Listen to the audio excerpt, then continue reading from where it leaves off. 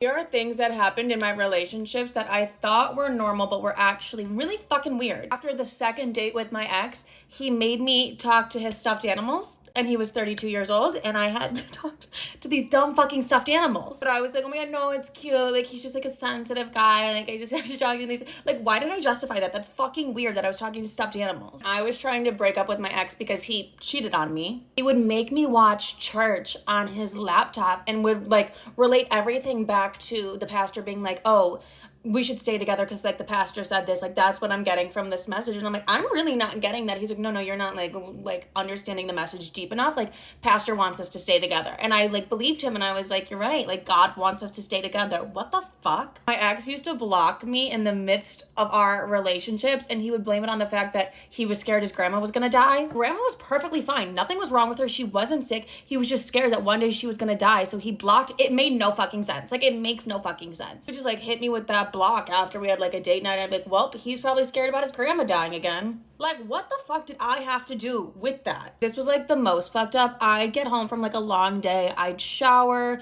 do my skincare. I'd walk into my bedroom, and my ex would just be there. Like, what are you doing here? Like, I didn't invite you over. And he was like, yeah, like, I snuck in. I just wanted to see if you were ever cheating on me. Like, how long have you been here? And he was like, well, I saw you shower and everything. And I was like, what the fuck is wrong with you? At the time, I was like, oh my god, babe, like, that's so sweet. We, like, get to spend the night together. It's like, no, bitch, he was fucking stalking you. Like, he is a stalker. Every single time I'd be in the elevator with my ex, because we lived in the same dorm building, we'd get out of the elevator and he'd be like, oh, I fucked those girls in there. We weren't dating at the time he fucked them, but he literally fucked the entire school. So walking down the halls with him, I was walking with, like, fucking walking chlamydia at that point. I was like, you fucked everybody. And every time I'd be like, that's honestly disgusting. Like, you're pathetic. And he was like, you know that was before I found God. Like, why are you being rude? Like, the dumb bitch I am, I'd be like, yeah, babe, you're right. Babe, you're right. You're right. That's my fault. I'm so fucking sorry. Like, just don't tell me who these bitches are. Like, I don't want to know this. He was like, well, I want you to know. And I was like, why? Why? One ex was, like, always playing tennis at, like, the weirdest fucking hours. It'd be like 9:30 on a Sunday. I'm like, why haven't I heard from you? He's like, I've been playing tennis